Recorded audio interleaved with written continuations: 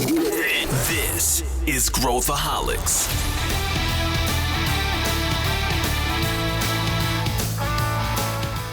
Olá, aqui é Pedro Van Gertner, eu sou o CEO da Ace Ventures e esse é Growthaholics, o podcast para quem adora inovação e empreendedorismo. Se você curte e acompanha o Growthaholics, avalie o podcast com 5 estrelas pela plataforma de áudio que você utiliza. Isso ajuda mais pessoas a encontrarem o nosso conteúdo e somos eternamente gratos a você por isso. Existe um ditado muito comum no mundo das startups que faz referência à corrida do ouro americana. E esse ditado diz que quem ganha dinheiro na corrida do ouro é quem vende pá e picareta. Será que a mesma coisa vai acontecer no mundo da AI? Será que quem vai capturar boa parte do valor são os grandes modelos de linguagem ou as empresas que fornecem infraestrutura? Pois é, a gente nesse episódio vai mergulhar nesses aspectos do mundo da AI. A gente vai falar de NVIDIA, Amazon e todos os players do setor e a gente vai tentar fazer um exercício de futurologia para entender quem ganha e quem perde na corrida do ouro da AI. Dá o play. Estou aqui com Walter Hildebrandt. Tudo bem, Walter? O Walter é o CTO da Zendesk aqui para a América Latina, se juntando a nós aqui no Growthaholics. Seja muito bem-vindo, Walter. Obrigado, Pedro. Um prazer estar aqui com vocês. E também Pedro Carneiro, nosso já veterano participante. Tudo bem, Pedro? Tudo bem, Pedro. Obrigado pelo convite. É um prazer dividir a banca aqui com o Walter hoje. Legal. E esse é um tema aí que eu não sei quanto a você, Walter, mas eu e o Pedro Carneiro, a gente passa trocando mensagens e coisas que estão acontecendo, apostas, cálculos, porque é uma coisa...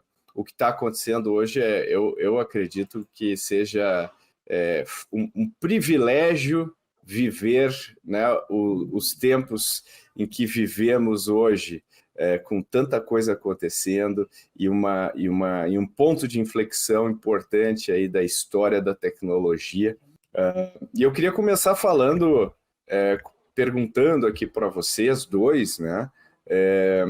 Quando a gente pensa e eu e o Pedro Carneiro, a gente já debateu muito sobre o tema, né? A gente hoje está vendo no Brasil cada vez mais, nos Estados Unidos é uma febre, tudo que é pitch de startup tem AI, que nem aconteceu na época da blockchain, tudo era blockchain para lá, para cá, e em vários casos de uso que não precisava de blockchain, e a gente vê o AI extremamente prevalente. A gente falou um pouco no episódio passado sobre o hype cycle, né? Que ele está no topo aí do hype, mas eu acho que a pergunta acho que a pergunta fundamental que a gente quer fazer aqui para quem está ouvindo.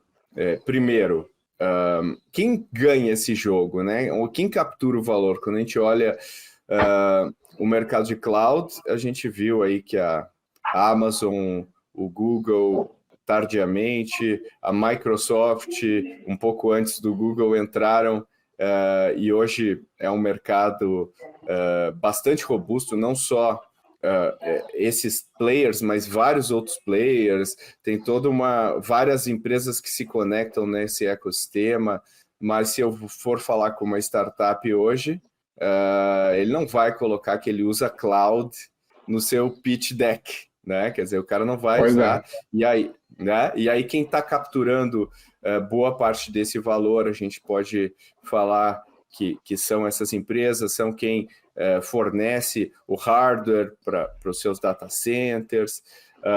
E aí eu pergunto para você, começo com o nosso convidado aqui, Walter.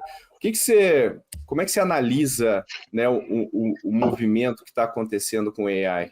Então vamos lá, eu concordo 100% contigo, é um hype que a gente está vivendo, é um grande privilégio, né? A gente está participando de tudo isso que está acontecendo.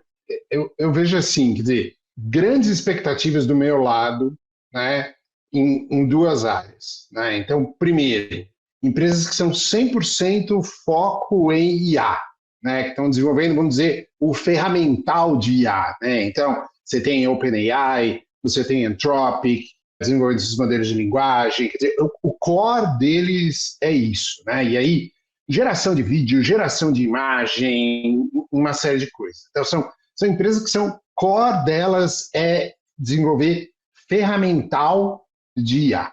Né? E eu também estou muito aguardando muito, quer dizer, o que realmente as big techs vão realizar com inteligência artificial, né? Então, claramente para mim é Meta, é o Google e a Microsoft, né? Quer dizer, Microsoft por causa do Office 365, tudo que ela vai conseguir automatizar para a pessoa física, né, para o B2C mesmo, que é usuário do Office, ou para as empresas, enfim, em termos de produtividade, em termos de criação, assim por diante. Meta, enfim, por causa de todas as redes sociais que eles têm, WhatsApp, Facebook, Instagram, enfim. Então, como que eles vão embarcar e mudar esses produtos com inteligência artificial, né? E o Google, por conta de toda a suíte, né, e hoje a gente tem um monte de empresas também utilizando a suíte do Google, enfim, onde eles vão conseguir embarcar e conectar também. Então, para mim, esses são os dois grandes players que eu estou olhando muito com bastante atenção. Você não colocaria, por exemplo, dando um passo para trás, uma NVIDIA ou nesse processo, pensando na captura de valor desse segmento? Então, mas é que eu acho que sim, né? Mas vamos lá, eu acho que talvez para o consumidor ou para as empresas, eu acho que a NVIDIA ela está numa camada tão de um nível tão aqui na base da pirâmide, né? Que talvez assim para as empresas ou para a pessoa física, né? A NVIDIA ela vai ficar escondida por detrás disso, né? Quer dizer, ela vai embarcar um chip melhor aqui num celular ou num processador de um servidor, ou não sei o quê, mas isso é muito core, muito base da pirâmide. Ela vai se capitalizar, ela tem se capitalizado, mas, na verdade, a percepção que pessoas físicas e empresas vão ter talvez não seja tão grande. E você, o que você acha, Pedro? Então, eu concordo com o Walter em relação a quem vai capturar o maior valor ali nessa questão de infraestrutura, mas eu acho que para os empreendedores que a gente conversa aqui, talvez eles estejam olhando isso pela perspectiva errada. A gente viu muita startup de AI e que, na prática, eles vão ter uma dificuldade tremenda para se equiparar a esses caras grandes que estão mega capitalizados. Eu penso assim, a gente está num começo de uma potencial virada de infraestrutura muito parecido com o que já aconteceu algumas vezes no passado, né? Então, a gente lá, sei lá, em 1920, saiu de uma infraestrutura manual para uma infraestrutura mecânica, com a mecanização, com os motores, com a eletricidade, etc. Agora, ali nos anos 80, 90, até os anos 2000, a gente saiu de uma infraestrutura física, mais mecânica, para uma infraestrutura virtual. E se você pega ali na década de 90, na década de 2000, as empresas que estavam no maior hype eram justamente as empresas que estavam colocando fibra ótica e ligando os continentes e montando a infraestrutura. Essa foi a época do AOL, do UOL aqui no Brasil. E na mesma época, né, poucos anos de diferença, era fundado o Mercado Livre. O Mercado Livre não tem um diferencial muito grande em infraestrutura hoje, mas ele começou a construir um negócio pensando em um ponto futuro que a infraestrutura estaria grande o suficiente para poder abarcar. Eu acho que aconteceu a mesma coisa com o Uber, por exemplo, com a internet 3G, 4G, que permitia, né, as pessoas pedirem os carros na rua.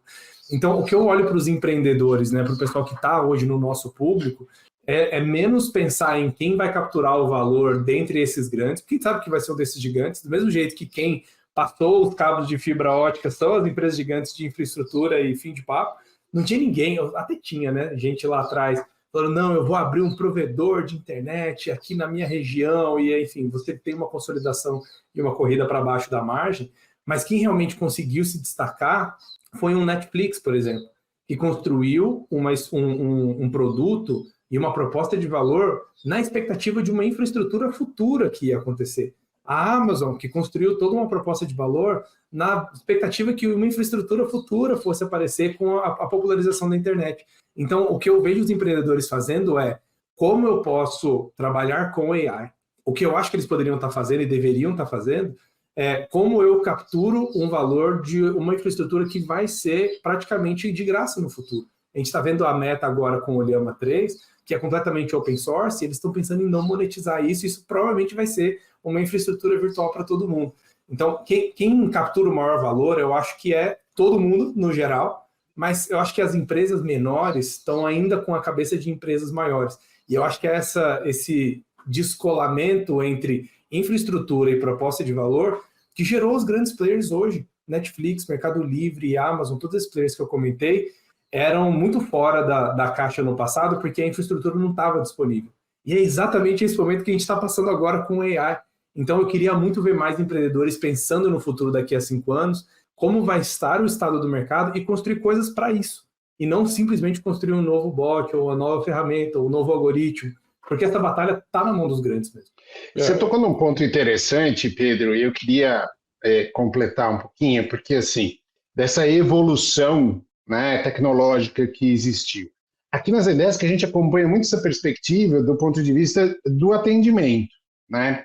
Então, se você lembrar lá atrás, quer dizer, os primeiros canais de atendimento eram canais presenciais, né? Você ia numa loja, você ia num banco, numa agência do provedor de eletricidade e assim por diante, né? E aí, com a chegada da telefonia e dos call centers, assim por diante, teve o primeiro passo no atendimento, né? O que aconteceu nessa hora? Primeiro, houve um ganho de escala, né? Quer dizer, pelo telefone eu conseguia atender mais gente, né? Houve um ganho de uma economia de custo, né? Por quê? Porque as pessoas, quer dizer, elas não precisavam ter mais aquela infraestrutura, as empresas não precisavam ter aquela infraestrutura gigante dentro de agência, que era complicado, assim por diante, para atender o consumidor. E teve um ganho de qualidade, porque o consumidor ele não precisava sair da sua casa para ser atendido, né? Então, aumentou a escala, diminuiu o custo, melhorou a qualidade. Com isso, o que aconteceu? Qual foi o efeito que a gente viu? Todo mundo ligava, assim por diante. Então, houve um aumento na quantidade de interações, né? E com isso, muita gente chegando, a qualidade começou a decair, né? E aí teve que se investir muito, então aumentaram os custos do contact center. Vamos para a fase 2. Fase 2 começam os múltiplos canais de atendimento, né? Então, e-mail, chat e assim por diante. O que acontece de novo, né? Então, de novo, você tem um ganho de escala, né? Então, eu consigo atender mais gente com chat, com e-mail, assim por diante. Eu consigo diminuir o meu custo, porque contact center, muita gente, é custoso, assim por diante. Ganho de qualidade de novo, né? Então, o que a gente vê é que, em atendimento, sempre que existem esses grandes hypes, esses grandes movimentos, você sempre tem ganho de escala, você sempre tem uma diminuição do custo e você melhora a qualidade. Só que o que a gente vê logo em seguida é que todo mundo migra para lá, então a escala ela começa a ser difícil de escalar, o custo ele acaba aumentando e a qualidade acaba decaindo. Então, essas são algumas provocações que a gente vê nessa próxima onda que a gente está vivendo, que é a da inteligência artificial, né? Quer dizer, vão existir ganhos de escala, com certeza, qualidade vai melhorar, o custo vai decair. Só que logo em seguida isso tende a mudar um pouco. É interessante isso que você fala, né? Quer dizer, aquela coisa que todo mundo começa a usar e aí, quer dizer, sobe a performance, todo mundo começa a usar, baixa a performance para subir de novo depois, né? Quer dizer, ele tem esse...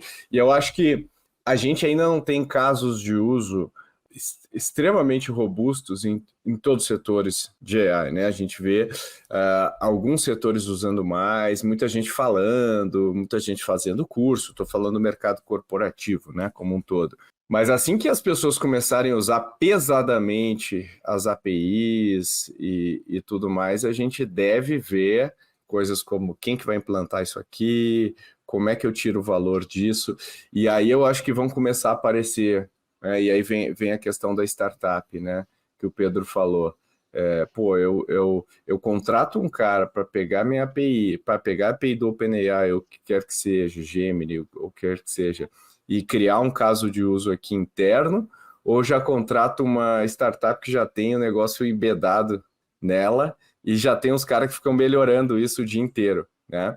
Porque eu acho que vai ter uma carência também de mão de obra altamente qualificada, né? Quer dizer, mão de obra que sabe fazer prompt é uma coisa, faz o curso de como fazer o prompt ideal, mas mão de obra que saiba criar um cenário claro disso, eu acho que vai ser complicado. E olhando esses players, né, que o Pedro bem falou, né, as Microsofts e você também, né, Walter, da Microsoft, a Amazon e tudo mais, eu fico me perguntando, assim, outro dia eu estava fazendo uma análise, qual que é o mercado que tem a maior chance de ser disruptado no curto, médio prazo entre as Big Techs, né?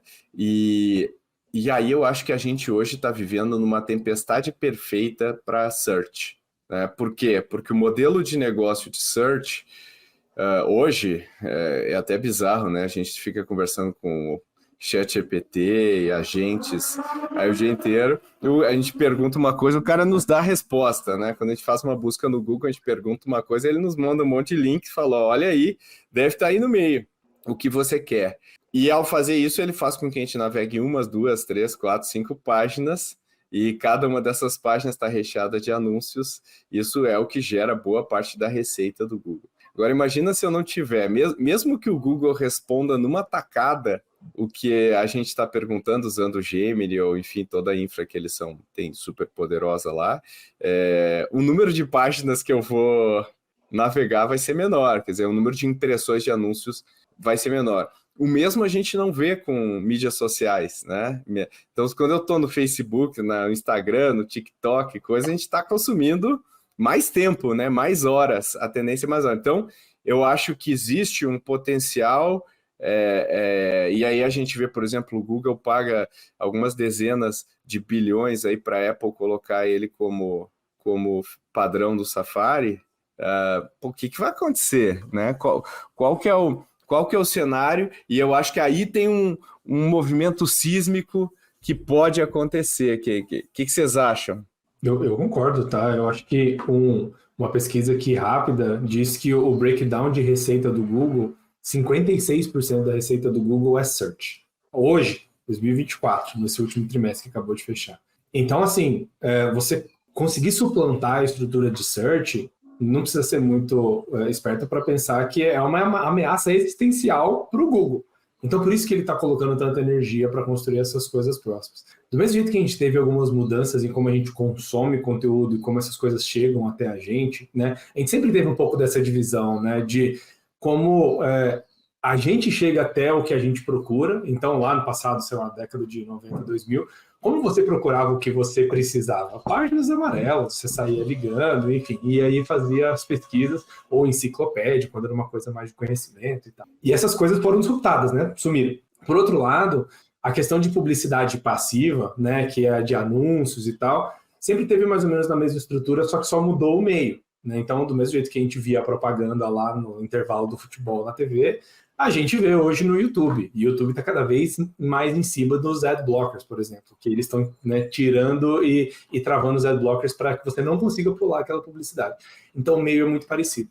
Então, eu acho que olhando para o search, né, tem um risco muito grande quando você tem um agente que te fala as melhores respostas sempre, te deixa explorar se você quiser, mas normalmente o primeiro link do Google é o que todo mundo vai, e ele não dá espaço para você engajar ou rolar mais. E provavelmente, com essa infraestrutura sendo cada vez mais barata, o poder de diferenciação do index, que é hoje o grande segredo do Google, né? Ele tem um motor de indexação melhor do que o de todo mundo, esse motor ele pode diminuir, porque se você montar um motor do Google com uma boa indexação e que te dá a resposta, mas com anúncios, te garanto que vai ter um outro IA que vai ler essa resposta e vai tirar os anúncios para poder te servir.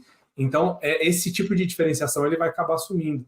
Então, a grande dificuldade é como o modelo de negócio do Google Search muda para que os anunciantes tenham prioridade e relevância nas respostas, mas sem mexer no que é verdade e o que não é. Quando você pesquisa qual é o melhor ou qual é o mais próximo e tal, o Google nunca vai poder te mostrar um anúncio, porque ele vai estar mentindo para você. Então aqui é um grande ponto de interrogação mesmo, de como que esse salto vai dar. A vantagem para o Google, ele não está perdendo só o revenue de search, porque as empresas querem pagar o Google ou qualquer um que esteja disposto a colocar, né, os dados do meu negócio na frente do consumidor.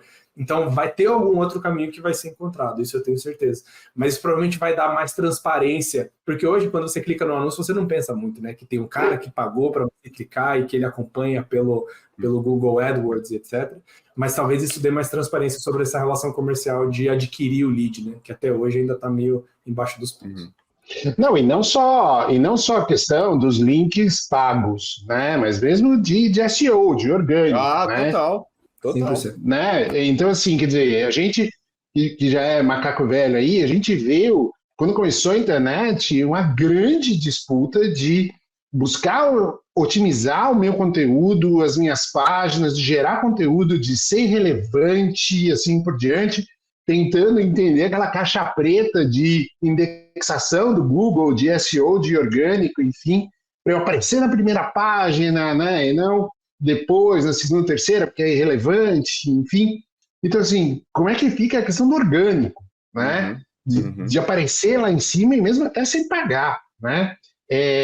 Eu acredito muito, quando a gente fala em inteligência artificial, eu acho que tem três coisas, né? Eu acho que o primeiro é a questão da língua, e eu acho que nós já estamos bem avançados nessa questão da língua, né? Os algoritmos, eles aprenderam a gerar, a falar a língua da gente de maneira natural.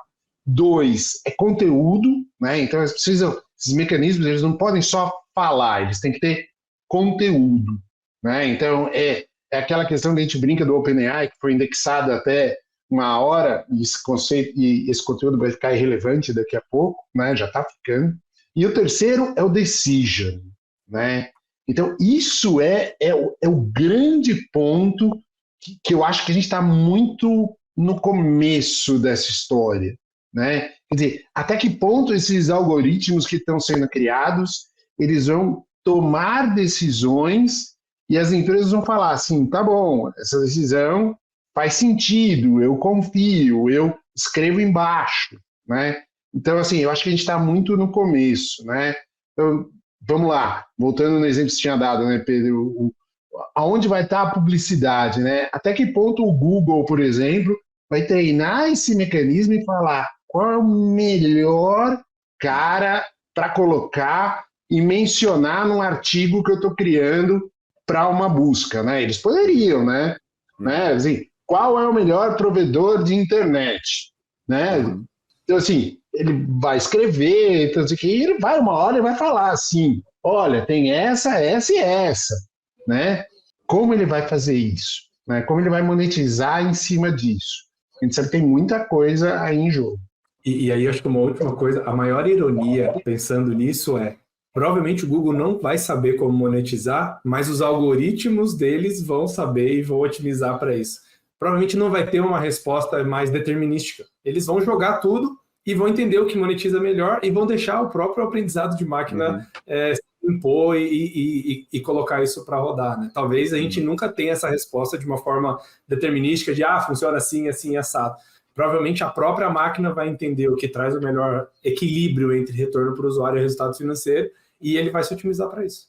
E eu acho que se a gente for pensar, a gente pensa no anúncio do Google, eles são ainda em grande parte, olhando agora como usuário, né, como quem está lá procurando alguma coisa, são em grande parte ineficientes, né? Eles são ineficientes. A gente olha lá, tem 3 coisas que isso aqui é balela.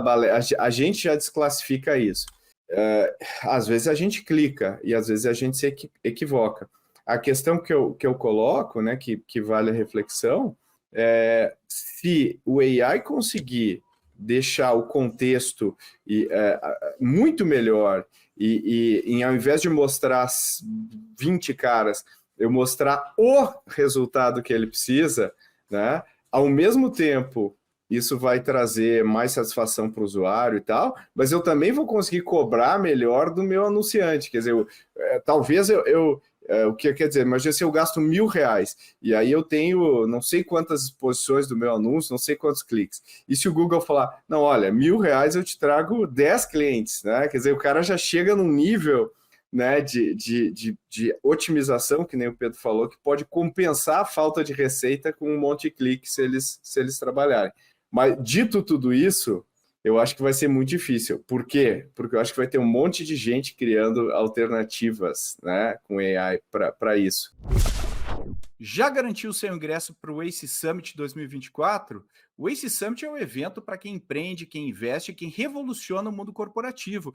E no dia 26 de julho de 2024, temos um encontro marcado no Centro de Convenções Frei Caneca, em São Paulo. Alguns nomes confirmados são Monique Evely, do Shark Tank Brasil, Gustavo Pinheiro, que é VP na Riverwood Capital, Maria Tereza Azevedo, que é líder de investimentos no SoftBank Latam, Marcelo Lemos, que é CEO do Frota 162 e co-founder da startup Gringo. E spoiler, tem muito mais gente boa vindo por aí. Garanta seu ingresso em acesummit.com.br. Eu te vejo lá. Pronto, de volta à conversa. E falando em alternativas, quero perguntar para vocês, começar aqui pelo Walter, vocês acham que é uma tendência à hipercomoditização dos modelos de linguagem que a gente tem hoje? Explico. Né? Quando a gente viu o ChatGPT, primeira versão lá, a gente ficou maravilhado, né? Na sequência já veio o 4. A gente falou, pô, esse negócio é muito melhor, né? Daqui a pouco, esse ano, em algum momento, vai vir o 5, né? Que vai ser outro nível e tudo mais. Só que eles não estão, né? Você falou da Anthropic, tem vários outros caras investindo pesado nisso. Né? Várias, né? O próprio Google, a Amazon tem o seu modelo lá dentro, né? Do cloud deles, para o cara usar. Outro dia me mandaram um modelo chinês, que era um ChatGPT lookalike. Eu botei o translator assim na página, comecei a conversar com ele, gerava imagem, fazia tudo bonitinho, né? Ou seja, os chineses estão trabalhando também, né? Nisso aí. É o Facebook lançando no open source, o Llama, né? E dando aí para a comunidade otimizar. Vocês acham, começando por você, Walter, que existe uma tendência à comoditização, ou você acha que a OpenAI pode manter o edge dela durante alguns anos ainda? Cara, para pensar, de novo, né? A gente gosta sempre de olhar para trás para aprender alguma coisa, né? E todo o hype de tecnologia, né? Você primeiro tem uma série de players, né? Um monte de player fazendo a mesma coisa, né? Vamos voltar, não tão muito longe, né? A questão do cloud, por exemplo, né? Todo mundo tem oferta de cloud. Todo mundo. O que aconteceu? Começou a consolidar, né? Telefonia. Pô, tinha uma hora que tinha um monte de provedor de telefonia. Começou a consolidar, né? Mesmo varejo, internet, né? Você teve um monte de varejista na internet. Começou a consolidar. Então, eu acho que vai haver uma consolidação ao redor dos grandes, dos mais estabelecidos. Quem conseguir capturar um market share maior, o OpenAI tem feito isso muito bem, né? Tem a ameaça das big techs, enfim. Mas, assim, eu acho que vai consolidar e eu tendo a concordar contigo, Pedro. Isso deve virar um ferramental bem comoditizado, né? De LLM, talvez um outro imagem, talvez um outro vídeo, enfim, mas é um momento agora de crescimento, um monte de gente, mas em algum momento quem conseguiu gerar base de usuário, quem conseguiu capturar market share, é quem vai consolidar e todo mundo vai acabar usando aquele negócio. Boa. E quando a gente fala de OpenAI, não é só OpenAI, é Microsoft com OpenAI, né? A gente não pode esquecer desse detalhe. E se você olhar a posição de caixa de todas essas big techs, né, incluindo Google, né, fora, o único que não tem essa característica é a Amazon, que reinveste o próprio caixa sempre nas apostas dela. Mas todos esses caras estão sentados em PIBs, né, PIBs de nação, de caixa, ou seja, se a gente estiver falando de uma consolidação, aí money talks, né? E temos uma hipótese que é uma hiperconcentração ainda nas Magnificent Seven, né? Que a gente está vendo aí. Mas tem eu quero ouvir o que o Pedro acha, né? Mas a gente também não falou de um cara que está correndo por fora aí com AI bem contextualizada, que é a Tesla, né? Quando a gente fala do self-driving e tudo mais, a gente está falando aí de um AI super de contexto, né, Pedro? Comenta um pouquinho desse cenário e o Deus 2 cents aí sobre a Tesla. Também queria ouvir o que o Walter tem a dizer sobre isso, porque eles têm robótica, tem o Optimus, né, lá na frente, então tem coisas que é a união aí da robótica com AI que eu acho que tem um poder aí muito grande também em futuro, né? Eu concordo bastante com o Walter e que isso está no caminho da comoditização, porque eu consigo enxergar poucas diferenças entre o que você estava comentando do grande salto do GPT-3 para o 4, depois da abertura de vários provedores diferentes, com o que a gente viveu na chegada da internet. O primeiro passo da internet, uau, que incrível, a gente consegue ver coisas e acessar coisas que estão em outro lugar do mundo e tal, etc. Aí veio a primeira banda larga. Uau, que salto gigante, a gente agora consegue fazer chamadas, claro que não tinha vídeo para ver ainda, mas a gente consegue fazer chamadas e a gente consegue até ver vídeos ou baixar músicas, etc. Hoje, vocês sabem qual a velocidade da internet de vocês, no caso de vocês? Ninguém mais liga para isso, porque chegou num volume, num valor que tanto faz. Hoje, se eu tenho 500 mega de internet, ou 800, ou 300, whatever, para o que a gente está usando já é o suficiente. E é exatamente isso que eu acho que vai acontecer. Né? Por isso que, do mesmo jeito que não tinha empreendedor maluco querendo criar provedor de internet, porque tinha muita gente colocando dinheiro nisso, é a mesma coisa. A gente vai ver uma base de infraestrutura que as pessoas vão usar algo em cima. Né? Quem criou o YouTube ganhou muito mais dinheiro do que o cara que criou o provedor lá da cidade da praia dele.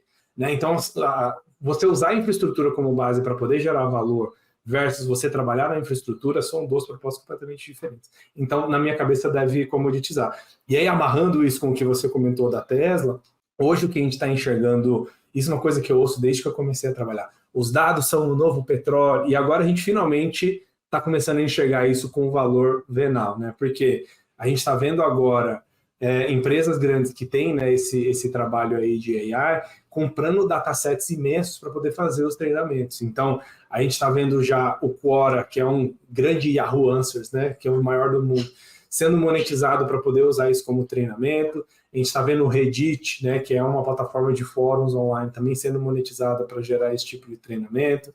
Né, a gente está vendo o Stack Overflow sendo comprado por um player grande para construir uma máquina de IA que vai ser o melhor coder que já existiu na face da Terra, né, o melhor desenvolvedor. E aí, olhando para a Tesla, eu acho que um dos grandes diferenciais hoje está em quem é capaz de construir datasets grandes com informações relevantes. Porque agora que a gente está começando a cavar e achar algum uso para esse Big Data, que eu também ouço desde que eu comecei a trabalhar, Big Data, ok, agora a gente tem uma função para o Big Data. Porque ninguém vai conseguir processar e trabalhar essas informações, mas a máquina consegue usar para aprender. Então, o que a gente tem de Big Data de hoje para trás começa a ser valioso, e é esses exemplos que eu dei. E o que a gente tem de Big Data daqui para frente começa a ser um alvo, um objetivo. Né? Então, conseguir mapear, por exemplo, o que o Google e a Apple fizeram com o Maps, né? Isso começa a ter um valor muito maior, a parte de mapeamento por satélite começa a ter um valor muito maior, e também esse mapeamento das ruas começa a ter um valor muito maior. Quando veio o Google Maps como uma ferramenta gratuita para todo mundo, que tinha aqueles carrinhos do Google andando por todas as ruas, batendo foto de tudo, caramba, para que isso? E aí, hoje a estrutura do Google Maps acho que gera uns 30 bi, 40 bi de receita. Que é grande, né? Mas não é o search do Google. Só que hoje isso começa a ganhar uma outra camada de monetização, porque você pode usar todos esses dados do mundo inteiro, de todas as ruas do mundo, para identificar padrões, para enxergar e gerar inteligência para outras coisas. Então, a capacidade de você gerar esses dados relevantes e com contexto começa a ter uma outra camada de entrega de valor. E isso é uma das coisas que, por exemplo, as startups podem começar a olhar. Porque esse Big Data que não tinha muito sentido e que acaba tendo um volume de dados que parece ser inútil por agora, quando você alimenta isso no algoritmo, isso pode mudar um pouco a entrega daquele produto, né? Então isso a gente enxerga valor também, e é uma das coisas que dá um certo diferencial da Tesla, que, de novo, foi um cara que enxergou esse potencial no futuro e começou a trabalhar para isso já há muitos anos atrás, né? Que é um negócio parecido com os outros exemplos que eu dei antes. Não, e é interessante esse exemplo da Tesla, e é uma coisa que eu acredito muito, não é IA por IA, mas é IA aplicada, né? Então, buscar uma aplicabilidade real, tangível, mensurável para aquilo, né? Então, eles têm todos os automóveis, enfim, e aí, ao embarcar a IA numa coisa real, numa coisa que existe, e onde o consumidor vai realizar valor, vai perceber que é um diferencial, aí faz todo sentido, né? Quer dizer, você achar uma maneira de IA gerar valor, eu sempre brinco aqui, né? Eu converso com um monte de executivo, enfim, nas minhas interações, e o que a gente tem visto é uma pressão muito grande de cima para baixo, né? Como IA está na moda, como é hype e assim por diante, todo mundo quer ter IA, todo mundo quer falar que usa IA, que a sua solução é baseada em IA, assim por diante. Então, também, de cima para baixo para as empresas, essa pressão por usar IA. E está todo mundo feito um louco aqui embaixo, falando assim, putz, tá bom, então onde eu vou usar IA, né? E sai testando aqui e assim por diante. Então, acho que o grande objetivo, que eu sempre falo, é assim, é ter um caso de uso, é ter um objetivo muito claro de onde você quer usar a IA e qual é o problema que você quer resolver, né? E como você vai mensurar o resultado daquela sua iniciativa, né? E o caso da Tesla me parece que é muito óbvio, né? Quer dizer, assim, eu vou usar a IA, vou embarcar ela dentro dos veículos e vou mudar toda a experiência ali dentro, né? E quando você olha para o resto da indústria automotiva, você vê que eles estão muito, muito atrás. Então, IA, nesse caso, vai ser um diferencial, além da questão do veículo elétrico, que a Tesla já está muito na frente, né? Mas, de novo, eu acho que por trás do exemplo da Tesla está essa questão de buscar um problema para a IA poder ajudar a resolver e como você mede o resultado daquela sua iniciativa. E ouvindo vocês aqui, né, especialmente naquilo que o Pedro falou, novamente as Big Techs saem na frente, porque quem é que tem o maior volume de dados, né? Olha o Facebook, aí Meta, olha o Google, olha, pô, esses caras têm volumes de dados colossais para treinar seus algoritmos, né? Então a gente está num cenário que fortalece, né, esses caras de uma maneira interessante. Agora, tem um aspecto aqui que está me chamando a atenção, que é a reação do mercado a tudo isso que a gente está vivendo, né? Então, de um lado, a gente tem empresas processando os modelos aí de linguagem, porque estão sendo treinados em cima dos seus dados de maneira irregular, entre aspas, que não é assim que funciona o treinamento não fica os dados lá dentro, só fica o treinamento, né? E o argumento dessas plataformas é que não, é que nem uma pessoa, né? A gente é exposto a tudo e aí a gente aprende, né? Mas assim, já encontraram marca d'água de banco de imagem em imagem gerada, né, por AI. Então tem essa questão de direitos autorais, como é que isso vai evoluir daqui para frente, e a gente está vendo também uma tendência de alguma maneira tentar regular, né, tentar criar alguns guardrails de AI. O que eu quero ouvir vocês, eu acho que o gênio já saiu da garrafa e eu não saberia como começar. Se eu me perguntar, Pedro, como é que a gente vai regular esse setor? Eu confesso que eu tenho zero capacidade de pensar sobre isso, porque é tudo muito novo, porque a gente não sabe os problemas reais que vão surgir, a gente está supondo que vão existir determinados problemas. Então, e assim, supondo que a gente crie uma super regulação, super rigorosa na Europa e nos Estados Unidos, na Ásia, na China, não vai ter. Então, assim, os modelos vão continuar evoluindo. Como é que vocês veem esses dois aspectos? Vou começar aqui com o Walter. Como é que você vê essas questões que são subprodutos aí da evolução desse segmento? Assim, Pedro, eu acho que a gente, na minha visão, a gente está com um momento de uma, vamos chamar, crise existencial, né? Porque acho que é um pouquinho demais. Mas a gente vai chegar num ponto de se perguntar o que é verdade, o que é real, né? Então, pense o seguinte, quer dizer, esses mecanismos de large language models super desenvolvidos, falam super bem, assim por diante, foram treinados a partir do quê, né? Se eles forem treinados a partir de dados que não são reais, treinados em cima de mentiras, ou dados que eticamente não são corretos, né? Temas como racismo, etarismo, diferença de gênero, assim por diante, né? Esses mecanismos, se eles forem treinados a partir desse tipo de dado, eles vão começar a produzir um monte de conteúdo, um monte de imagem, um monte de vídeo, uma série de coisas que estão incorretos, né? E vai ser super bem escrito e vai ser super convincente, imagens 100% reais, vídeos com qualidade altíssima, e o que é verdade e o que é mentira, né? Então, e a gente sempre brinca, né, que uma mentira contada 1000 vezes, ela vira uma verdade, né? Então, isso, a tendência de, não só de gerar, mas disso se propagar, é muito grande, né? E a gente, nas escolas, enfim, eu sei que hoje existe uma grande preocupação nas escolas de, quando as crianças fazem alguma pesquisa na internet, de buscar fontes confiáveis, fontes verdadeiras, autoridades, conhecedores de assuntos, assim por diante, nos seus trabalhos, mas não dá 2 passos atrás.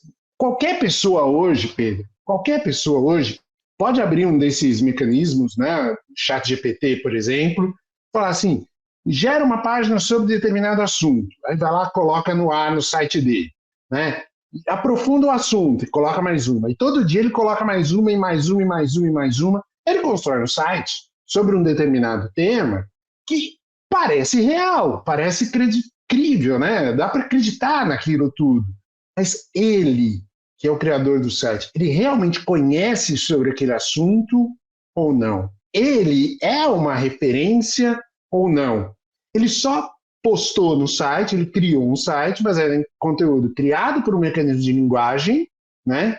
E se auto-intitula um site especialista naquele determinado assunto, né? Então, quem é o dono da verdade? Em quem que a gente realmente pode confiar? 100% de acordo, Pedro, que nós temos que regular isso daí, né? E eu estou meio contigo, eu não sei, eu acho que é uma questão complicadíssima de por onde começar. Talvez o AI consiga responder essa pergunta melhor que a gente. O que você acha, Pedro? Então, eu estou lembrando aqui de um evento de abertura lá no Web Summit no ano passado em Lisboa, em que um pesquisador do MIT, Andrew McAfee, pesquisei aqui rapidinho, ele estava falando exatamente sobre essa questão de regulação de AI e explicou um pouquinho do furor que a gente está passando aqui agora, né? Tem, na visão dele, eu concordo muito, 2 visões diferentes sobre como fazer o approach da regulação de AI. O primeiro, que é o que todo mundo está fazendo agora, que é o jeito que a gente aprendeu a fazer sempre, é mapear tudo que pode acontecer de errado e regular para garantir que essas coisas de errado não aconteçam. A questão é que esse é um trabalho que ele é fútil e infinito, porque o nível de aplicação e de impacto que a AI pode ter, ele transpassa todos os aspectos da vida, tanto na parte comercial, quanto pessoal, quanto de ética, quanto de valores, quanto de regulação, quanto de leis. Então, acho que os agentes reguladores entraram nessa paralisia porque não dá para prever tudo que pode acontecer de ruim e fazer uma lei específica para que essa coisa de ruim não aconteça. E aí, por conta disso, qual que é a solução mais óbvia? Ok, vamos congelar e vamos só deixar os passos que a gente aprova acontecer. E é isso que está avançando em algumas câmaras, né, Estados Unidos, e aqui no Brasil está se conversando também, de fazer uma regulação e que você tenha o desenvolvimento específico de datasets ou de discursos e etc., como o Walter comentou, para evitar esse tipo de viés usando os datasets. Mas é uma luta que a gente não vai vencer, né? Porque o nosso sistema regulatório ele não anda tão rápido quanto o aprendizado de máquina e quanto o movimento dos datasets. O caminho que ele propõe, e que eu acho que que faz mais sentido, mas a gente vai ter uma dificuldade de se adaptar, é um caminho mais iterativo, em que a gente seja rápido em identificar o que está de errado e agir sobre o que está de errado. Isso significa que algumas coisas erradas vão acontecer, mas é preciso que isso aconteça para a gente identificar o que está acontecendo de errado e aí formatar, né, as regulações em cima. E isso é o que aconteceu, por exemplo, com as redes sociais. As redes sociais antes não tinham um limite mínimo para as pessoas se cadastrarem. Depois, com uma série de estudos que foram feitos sobre o impacto que isso tinha no desenvolvimento das crianças, por exemplo, você sobe a idade mínima necessária para acesso. Com as pessoas dando a volta nessa idade mínima e se cadastrando assim mesmo, entrou uma regulação que você fosse obrigado a colocar documentação e realmente se provar que você tinha aquela idade mínima. Então, se a gente tivesse pensado nisso antes, o desenvolvimento das redes sociais poderia ser postergado por uma década, porque é muito difícil de pensar quais são os potenciais impactos. Então, a dificuldade, né, os reguladores vão ter que ser mais ágeis, vão ter que ser mais rápidos e capazes de identificar o que está acontecendo de errado e aí agir, ao invés de ficar fora lá no Olimpo, tentando tomar as decisões de tudo que pode acontecer de errado. E se for o approach, que é o que está acontecendo agora, a gente nunca vai chegar lá. A gente vai estar sempre no catch-up, sempre anos atrás. Pedro, é tão claro isso que você está falando, quer dizer, quanto tempo a gente levou para ter um marco regulatório da internet aqui no Brasil, né? E ainda assim, a gente está vendo que a discussão não acabou, né? Quer dizer, as plataformas, enfim, a responsabilidade delas pelo conteúdo que é publicado, isso nós estamos falando de internet, né? Responsabilidade por conteúdo publicado. Agora nós estamos falando de inteligência artificial, responsabilidade por conteúdo criado, né? O que é muito pior, quer dizer, é a criação e depois a hospedagem, a veiculação, né? Então, e a gente sabe que isso aqui no Brasil é super difícil, né? Super difícil. É muito difícil tu legislar em cima do imponderável, né? Quer dizer, se o negócio está evoluindo numa curva exponencial, talvez tudo que tu esteja pensando hoje seja ridículo daqui a 6 meses, né? E assim por diante. Então é um grande desafio que a gente vai ter, e eu acho que o que é inegável em cima do que a gente está falando aqui é que isso vai impactar todo mundo. Eu acho que ninguém vai sair incólume da revolução que a gente está vendo de um jeito ou de outro, né? Você quer ver um outro exemplo, Pedro? É a questão do Uber, né? Quer dizer, assim, o Uber está há tanto tempo aqui, mas tanto tempo, né? E agora estão tentando legislar, colocar algumas regras e assim por diante. Eu acho que você tocou num ponto interessante, Pedro, que assim, eu acho que do jeito que a legislação tem sido operada até agora, quer dizer, é necessário que a tecnologia chegue num patamar, se estabilize, para que as pessoas entendam claramente, os legisladores entendem claramente até onde esse troço vai e o que ele é possível, para aí poder criar a lei. O que a gente está vendo com a inteligência artificial é que nós não chegamos nesse patamar e nós não vamos chegar nesse patamar. Porque é uma coisa em cima da outra que está se construindo, então nós nunca vamos chegar num patamar para que a sociedade entenda, os políticos entendam, para criar uma lei, entendeu? Eu acho que isso tende a sempre fazer a gente ter que sentar e agora, né? E agora, com isso que aconteceu, como é que a gente vai, né? E aí a gente mesmo vê, né? Mesmo dentro dos algoritmos, a gente vê, né? Se você treina um LLM em cima de uma base que tem um viés, ele vai ficar com viés, né? Que nem você falou, né, Walter? E o Google tentou corrigir isso, só que ele overcorrected, né? Ele corrigiu demais. Eu acho que achar o ponto ótimo e tal vai ser um grande desafio. Mas eu acho que a gente está vivendo aí o velho oeste, né, dessa tecnologia. Basicamente, a gente está povoando aí os slots, e eu acho que os ganhos que a gente vai ter no curto prazo vão offsetar essas questões, né? Mas no médio e longo prazo, eu acho que a gente vai ter que se debruçar em questões bem importantes de negócios, sociais, né, que tudo isso que a gente está vivendo vai acarretar. Para a gente encerrar aqui, já estamos rumando para o fim, queria ouvir as palavras finais de vocês, né, quando a gente está falando desse tema. Se você... Eu queria fazer uma brincadeira aqui com você. Se você fosse escolher uma empresa que você acha que está melhor posicionada, né, nessa luta toda que a gente está vendo, nessa batalha pela AI, qual seria a empresa, Walter? Começa você aí. Dessas fundamentais, né, que a gente está falando aqui, né? Olha, eu iria na Microsoft. Eu acho que eles rapidamente identificaram a OpenAI, fizeram investimento, eles são sócios da OpenAI, eles têm uma grande base do Office espalhada em uma grande população do mundo, né? Seja pessoa física ou seja corporações. Eles têm outros produtos, linhas paralelas, enfim, de negócio, que também vão poder beber de inteligência artificial. Então, eu acho que a gente vai ver a Microsoft dar mais um salto na história dela. Foram perspicazes. Até vazou, não sei se vocês viram, vazou um memo interno do não sei se quem era o cara, para o Satya Nadella. Meu, a gente precisa se mexer, o Google está muito na frente, olha essa OpenAI, vamos pular em cima dessa OpenAI. É um memo que vazou que eu achei muito, muito emblemático aí dessa agilidade aí para tomar uma decisão bilionária que eles tomaram, né? E você, Pedro, o que você diria?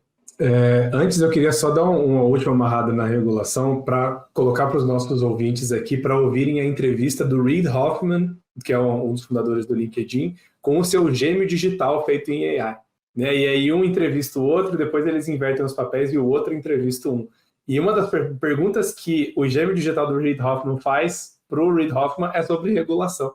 Enfim, é uma coisa que é um work in progress, né? Um trabalho que ainda está rolando. Mas muito interessante, 15 minutinhos, vale a pena pesquisar. Muito legal. A gente vai colocar nas notas do episódio aqui. Muito bom. Então, eu concordo com o Walter em relação a quais os players que estão melhores posicionados para aproveitar essa onda, mas a minha opinião contrária, né, que é fora da caixa aqui, na minha opinião, daqui a 25 anos vai ter uma empresa maior do que a Microsoft que vai estar construindo e gerando valor de uma outra forma em cima da base que a Microsoft, OpenAI e outros players estão construindo. A AOL e Uber, a AOL e Mercado Livre. Tem um valor ali estabelecido para construir essa infraestrutura, mas a margem vai tender a zero, isso vai tender a comodização, tudo isso que a gente falou. Então, se a gente empurrar 25 anos para frente, vai ter uma outra camada de geração de valor que ainda não existe hoje e que vai capturar mais valor hoje do que esses players que estão construindo as autoestradas, né, do AI. Pedro, a gente tem 25 anos daqui para frente, Pedro, não faço a menor ideia do que vai estar acontecendo. Eu só sei que a gente tem que apostar nesse cara. Se você que está nos ouvindo é essa pessoa que vai criar, queremos conversar com você. Mas, dito isso, queria agradecer muito. Foi uma conversa muito divertida, cheia de bons insights, bons debates inteligentes aqui. Espero que você que está nos ouvindo aí tenha curtido. E eu agradeço muito aí, Walter. Obrigado aí por tirar uma horinha do seu dia atribulado aí, lidando com AI no dia a dia, para vir falar com a gente. Obrigado mesmo. Imagina, prazerzão, contem sempre comigo, é ótimo estar aqui com vocês. Legal. E Pedro Carneiro, obrigado novamente aí, acho que demos material para o pessoal pensar um pouco. Obrigado pelo convite, Pedro. Me diverti bastante. Obrigado de novo pelo Walter, é sempre bom dividir a banca. Boa. Se você gostou desse episódio, compartilhe com colegas nas redes sociais e não esqueça de nos marcar, marque @Ace Ventures e a gente fica muito feliz com carinho. Se você quiser ir além desse bate-papo, eu recomendo os 2 episódios anteriores, 240 e 241, no qual falamos sobre 2 assuntos bem importantes, AI washing e carreiras em inteligência artificial. São episódios com discussões importantes e diversos pontos de vista. estão imperdíveis para quem quer ficar por dentro do assunto. Até a próxima.